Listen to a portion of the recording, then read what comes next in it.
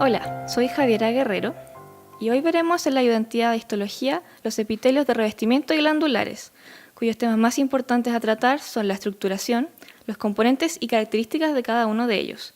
Es necesario que previamente hayan estudiado las definiciones de tejido y de epitelio para poder entender e integrar mejor lo que a continuación vamos a aprender. Por un lado, vamos a ver los epitelios de revestimiento y los epitelios glandulares. Abajo se presenta una lluvia de conceptos asociada a cada epitelio.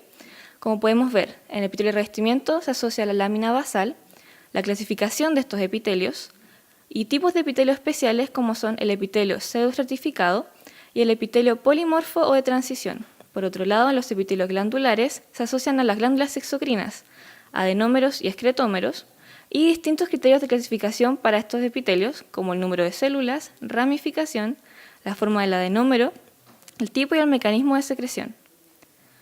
Entonces, comenzamos en el contexto de la clasificación del tejido epitelial. Estos se clasifican en tipo de revestimiento y glandular. Los epitelios de revestimiento se caracterizan por cubrir todas las paredes de las cavidades internas, como el esófago, el intestino, entre otros, y también los vasos sanguíneos, como las arterias, venas y vasos linfáticos. También constituye la superficie externa del cuerpo, como la piel. La matriz extracelular de los epitelios de revestimiento queda reducida al mínimo y solo se ubica en el dominio basal de las células epiteliales, formando lo que se conoce como lámina basal. Aquí podemos verla con flechas negras donde se indican las láminas basales de estos distintos tejidos.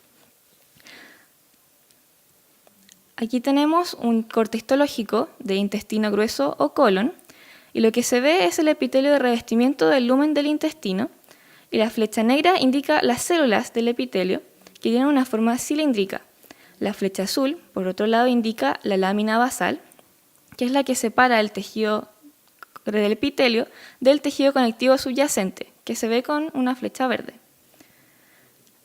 Algunas características importantes de mencionar sobre los epitelios de revestimiento es que pueden provenir de 3 capas germinativas embrionarias. Son el ectodermo, mesodermo y endodermo, que se muestran en la imagen de la derecha.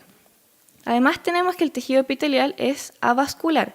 Eso quiere decir que no recibe irrigación directa. Entonces, los nutrientes que las células necesitan serán aportados por el tejido conectivo subyacente, el cual verán en próximas ayudantías y que es rico en vasos y capilares. Los epitelios de revestimiento cumplen múltiples funciones importantes. Estos protegen las superficies expuestas del daño mecánico y microorganismos como bacterias. También forman una barrera selectiva al paso de sustancias, así no cualquier molécula podrá atravesarlo. Además, habrá una gran actividad de transporte, absorción y secreción de sustancias en las células epiteliales. Finalmente, cumplen también una función sensorial, es decir, perciben estímulos del entorno. Para poder clasificar los distintos tipos de epitelio de revestimiento, se utilizan 3 criterios. Primero, tenemos que clasificarlos según el número de capas o estratos que tenga el epitelio.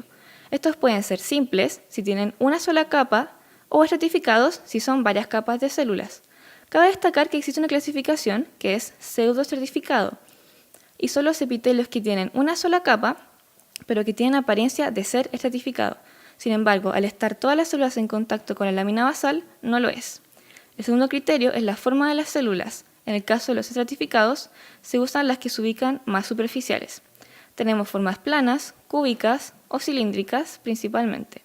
El tercer criterio es las características especiales de cada epitelio, por ejemplo, si presenta cilios o microvellosidades, o cualquier otro tipo de célula específica que esté en este epitelio, como las células caliciformes en caso del intestino.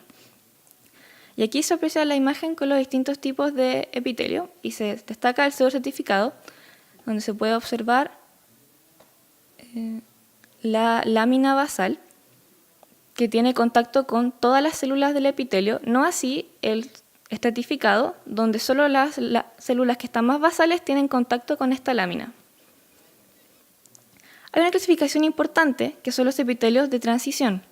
Estos son los que se ubican en las vías urinarias, como vejiga y uretra principalmente, y tienen la capacidad de cambiar de forma de acuerdo a las necesidades del organismo. Por ejemplo, cuando la vejiga tiene mucha orina, se distiende y el epitelio puede llegar a quedar plano, si su volumen es muy grande. Y por otro lado veremos los epitelios glandulares, exocrinos y endocrinos. Las glándulas son agregaciones celulares cuya función es la secreción. se dividen por una característica, donde las exocrinas son las que desembocan en un conducto que forma parte de ella, en cambio la endocrina desemboca su contenido en un capilar. En nuestro caso estudiaremos los epitelios glandulares exocrinos. Dos conceptos importantísimos a aprender en las exocrinas son de los adenómeros. Un adenómero es la porción secretora de una glándula y el concepto de excretómero, que es la vía de secreción donde será vertida al lumen a través de un sistema de ductos. Al igual que los tejidos epiteliales de revestimiento, estos pueden clasificarse según diversos aspectos, como números de células que los forman, la ramificación, la forma del adenómero y el tipo de mecanismo de la secreción. En la clasificación por número de células, lo importante con lo que deben quedarse es que existen glándulas unicelulares, como las caliciformes, que están presentes en el intestino, y aquellas que son multicelulares, que son la mayoría de los epitelios glandulares, como hay también en la glándula sublingual. Según la ramificación, hay algunas que son simples y poseen solo un conducto excretor, en cambio otras son llamadas compuestas porque poseen varios ramificados. Esto es bastante difícil de ver en un corte histológico, por lo que recomendamos que estudien los epitelios glandulares clásicos y aprendan sus tipos de ramificación. También existe la clasificación según la forma del adenómero, en la que se puede ser acinar, tubular, túbulo-acinar y alveolar. Por último, está la clasificación por el tipo de secreción y por el mecanismo de esta. Como tip, se distingue por la tinción. Están aquellas que son mucosas, donde predomina el componente de azúcares y no se tiñen con tinciones convencionales, por lo que se ve de color blanco. También están las cerosas, que son proteicas, y mixta, que en este caso es un adenómero mixto, donde hay células que presentan secreción mucosa, que se ve azul con una tinción especial, y células cerosas, son estas más moradas. Y también hay células que tienen secreciones especiales como las células sebáceas. Por último, clasificamos por el mecanismo de secreción, en el que destacan tres tipos. Las holocrinas, en que una célula completa se desplaza hacia el lumen y se desintegra, de manera que todo su contenido constituye el producto de secreción. En cambio, las merocrinas liberan hacia el lumen el contenido de vesículas secretoras. Por último, tenemos las apocrinas, en que las pequeñas porciones de citoplasma son las que se exocitan. Aquí se observa un corte de glándula submandibular.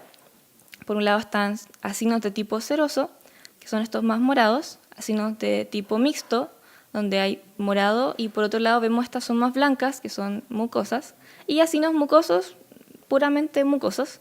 Y aquí se observa un excretómero o el conducto, que es una sola línea de células epiteliales que está recubriendo este conducto.